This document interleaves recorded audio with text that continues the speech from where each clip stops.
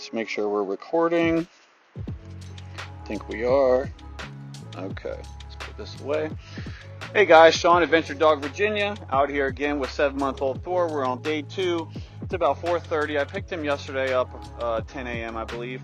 And so we're out here today. Yesterday, if you want to go back and check out yesterday's video after you watch this one, catch up a little bit. We were introductions were yesterday.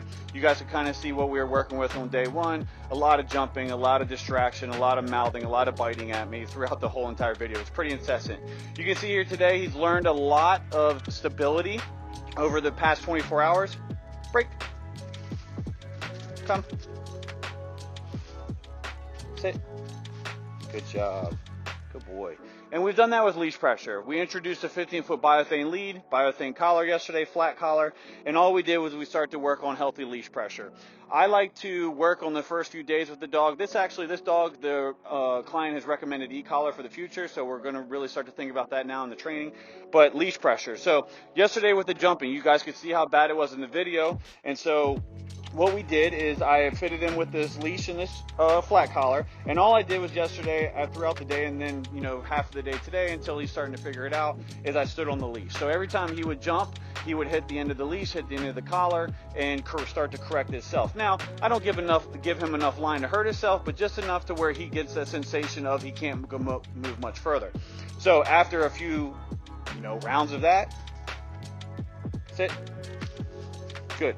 After a few rounds of hitting the end of the leash, again, my hand's not being involved because we know he likes to go for the hands. We know he likes the mouth. You could see yesterday in the video, really jumping, really looking to actually use my hands to praise itself.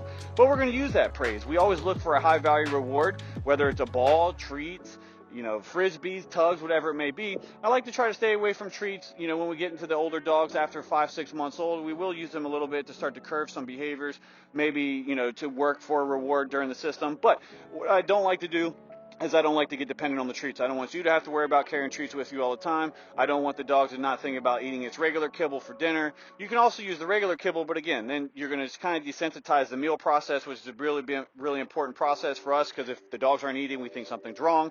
So we don't want to mess with that. So leash pressure, we can transition leash pressure to e-collar pressure in the future, because that transition should happen pretty seamlessly if you've done everything right here on the leash. Break. So I'm going to release him. And basically, we're just going to go through this again. Slight leash pressure.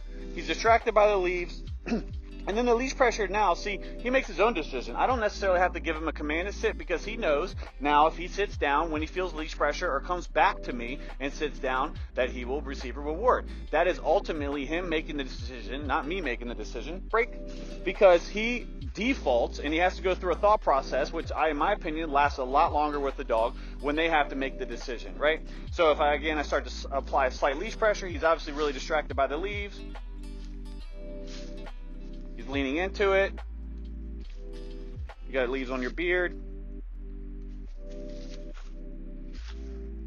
Again, he made the decision. Took a little bit longer. He's very distracted. We're out here on day 2. We're actually at Allen Springs Park, local to Fredericksburg, Virginia. Yesterday we were at the battlefield, a little bit less distracting. Good boy. Break.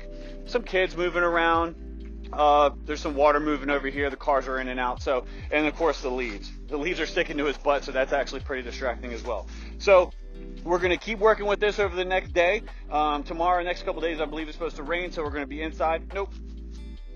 We're going to be inside working on place command, which will be really helpful, especially if he's muddy. Get him inside, get him on the place cot. We can wipe him off, and then so he's not tracking that throughout the house.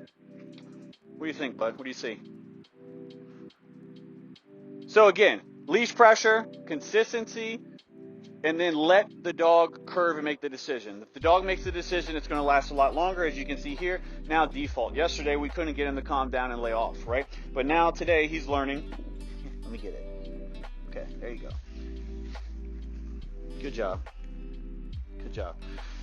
He's starting to figure out the leash. He's starting to figure out the collar, which is a big deal because, again, it's him figuring it out. It's not me forcing him into those commands. And, again, healthy leash pressure goes a long way.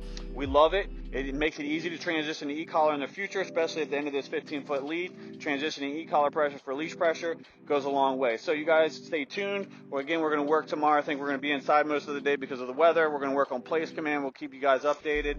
And but I know Mom and Dad are really happy with this progress so far. So if you guys have any questions, you can message me on Facebook or Instagram, and we look to. You get it, bud? If you get it, let me get it. We look to keep this momentum going, and we can't wait to get him home to his parents. What do you think, bud? Ready? Break. Come on. These earmuffs work today, huh? What do you think?